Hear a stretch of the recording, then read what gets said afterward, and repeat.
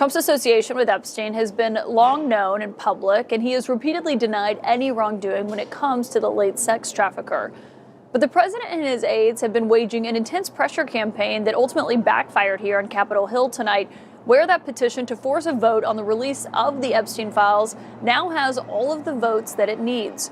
The 218th vote came courtesy of the newest member of the House. A private investigator on the stand. Routine testimony. The prosecutor asks to play an audio exhibit. Standard procedure. Minimal pushback. The judge allows it. Someone hits play. Whatever came through those speakers stopped every person in that jury box cold. The air completely left the room. It's a reaction you only expect to see in the movies. Private investigators, or PIs, are often hired by attorneys to seek out new leads or evidence that have not yet been discovered during initial proceedings of a case. PIs are often former law enforcement agents who have the skills and experience to sniff out details that an average person may not notice.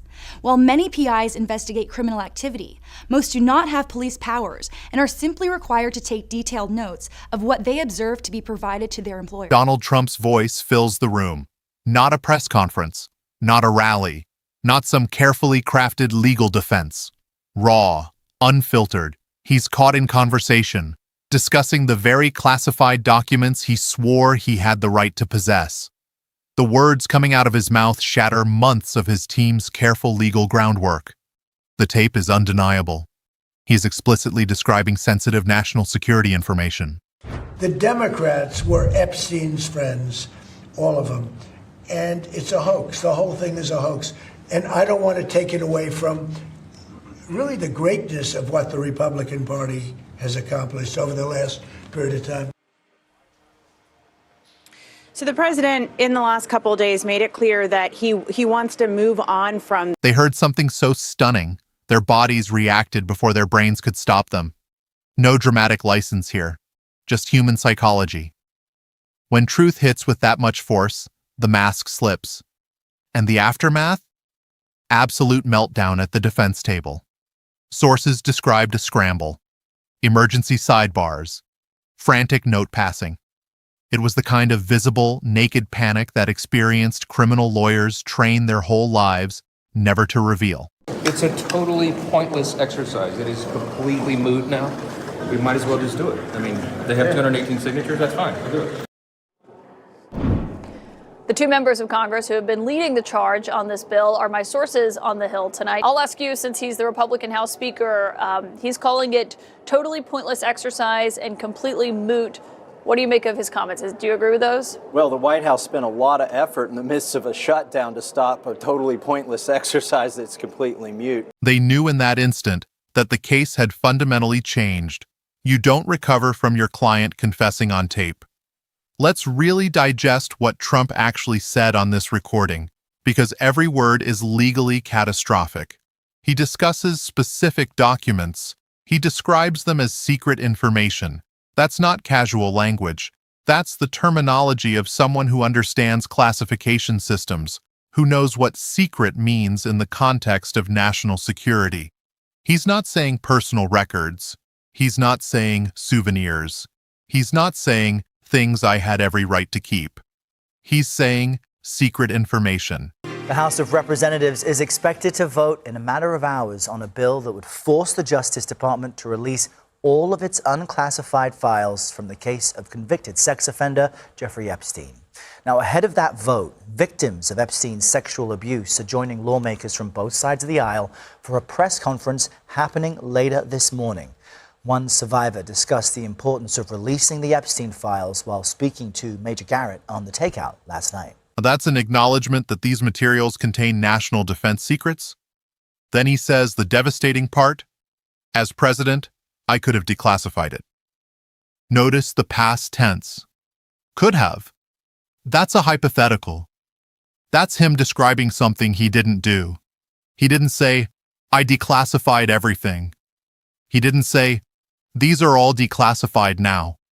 He said he could have done it when he had the power, but he didn't. And then he closes the trap on himself. Now I can't. Present tense. Current reality. He knows he no longer possesses that authority. I see my 17-year-old self in those files. I see, for I think many of us survivors, looking at who we were then with all of our hopes, all of our dreams, all the things that we were aspiring to, all the promises that he made. I think that it brings us right back to that place.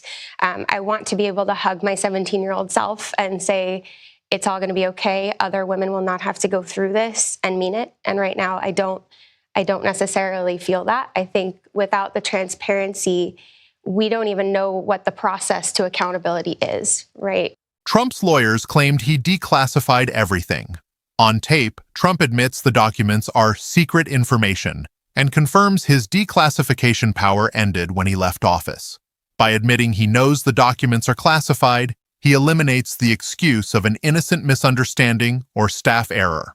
Because he knew he possessed national secrets, his actions, moving boxes, misleading lawyers, and defying subpoenas, transform from accidental hoarding into a deliberate criminal cover-up.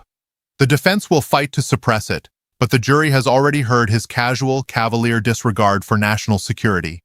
You cannot legally instruct a human brain to forget a taped confession. With members of Congress, he's said he's open to explaining why the redactions were done. So I hope that we will have a meeting. If we don't get the remaining files, if we do not get the remaining 302 forms, the remaining prosecution memo from 2019, and if the survivors are not happy, then Thomas Massie and I are prepared to move on impeachment or contempt. Now, these files include hundreds of references to President Trump, who's never been charged with any wrongdoing. Mr. Trump says the newly released documents absolve him. We've got team coverage on this for you this morning. CBS News foreign correspondent Remi Inocencio is outside Buckingham Palace covering former Prince Andrew's inclusion in the Epstein files. But first, CBS News legal reporter Katrina Kaufman is with us in studio to break it all down. Katrina, good morning. This is a substantial release of documents. What, if anything, though, is new? So we're seeing a number of things, Errol, including people from Trump's inner circle who had claimed to not have connections with Epstein or have not spent time with him. And now we're seeing information that they actually did go to the island or maybe try to. For instance, with Elon Musk, there's an email where he says, "What day or night will be the wildest party on your island?" This was written to Jeffrey Epstein in 2012. And he had previously said that he had no interest in going to that island. He has responded and said, if I actually wanted to spend my time partying with young women, it would be trivial for me to do so without the help of a creepy loser like Epstein, and I would still have 99% of my mind available to think about other things. Another person that has come out in these new documents is Commerce Secretary Howard Lutnick. He and his family, it looks like, spent time on the island with Epstein. Also, he appears to have had a lunch with Epstein. Someone wrote back on the behalf of Epstein and said it was nice to see him, to Howard Lutnick. Lutnick's response was, "I spent zero time with him." So we're seeing more and more connections come out. Also, a lot of mentions of President Trump, including in unverified tips to the FBI. Of course, none of these men have actually been accused of any wrongdoing. With Trump, also, someone who worked with Epstein told investigators that he did see Trump at the house. Trump has said that actually these documents absolve him of any wrongdoing, but just more and more information coming out here. And despite the mentions of Mr. Trump, Deputy Attorney General Todd Blanche, who formerly was Mr. Trump's private attorney, he downplayed any allegations or information from the files. Let's just quickly play for our viewers what he had to say.